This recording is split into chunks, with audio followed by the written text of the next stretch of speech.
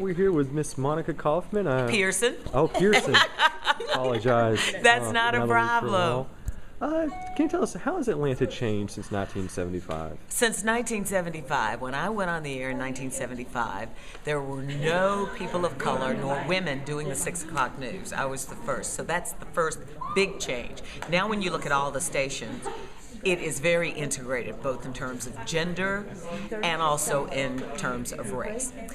When I moved in 1975, you could not do grocery shopping on Sunday because there were blue laws. So the town was shut down. You didn't shop on Sundays. You basically went to church and went home. So that's a big change. When I look at the political arena, both in Fulton, Cobb, DeKalb. When I moved into the state of Georgia, it was pretty much a Democratic state. Now it's very much Republican, as evidenced by a Republican governor. So you've had not only an influx of people, but you've had an influx of ideas, which has changed the political look of the entire state. So when you talk about the changes from 1975 to now, it's like a lifetime. It's a lifetime.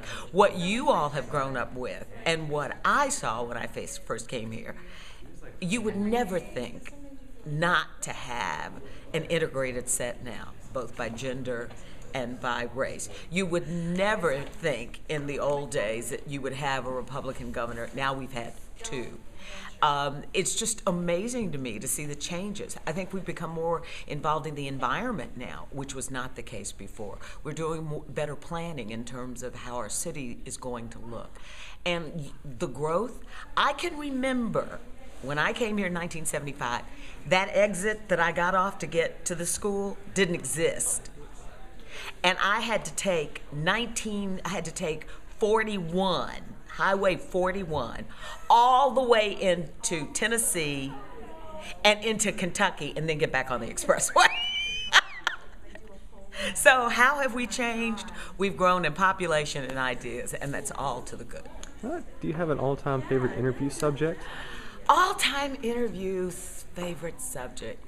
Yes, because she was the most real person I've ever met, and that would be Dolly Parton. Because she not only is a great businesswoman, but she knew how to use her looks to get what she wanted, and then they were surprised to find out there was a steel mine behind it.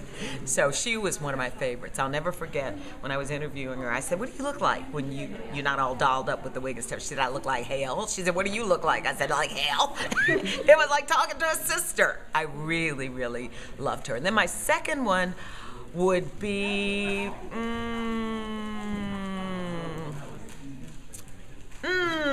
James Earl Jones, the actor, who was just unbelievable. And to know how he had been a stutterer, overcame that to become the actor that he is, he was inspiring. What I also liked about when I did the interview with him, as we were walking out of the hotel, Will Smith, who's now a big star, was just starting on television, and he saw James Earl and just ran over and was saying, "Oh," and he was a typical fan. So I look back at that to see how a young man who was rising in his career was so in awe of this man who still was at the height of his career. So those would be my 2 favorites. So what do you consider to be the highlight of your professional career? The highlight of my professional career, I think a story I did on the Georgia High School Association, which controls all competitions within the schools. When I did my report at that time, they had no women on their board in their 82nd year history at that time. After I did my report, not only did they again integrate the board with women, but they also made girls soccer a statewide sport, which it was not at that time. So to me, to make a change in how they operated is the biggest accomplishment I've had. Do you have a favorite colleague? Oh no, I love all my colleagues, but if I have to pick my favorite of all time, a favorite, and I can say this because he's retired, it would be John Pruitt. We started together and we ended our careers together. He's my favorite. Last question for you is, where do you see the field of journalism going over the next 10 years? Oh, you're going to have to wait on that one and get it from the... because that would take up another 20 minutes. So the best thing I can say for that is details coming up in this appearance. All right. Thank you very much for your time.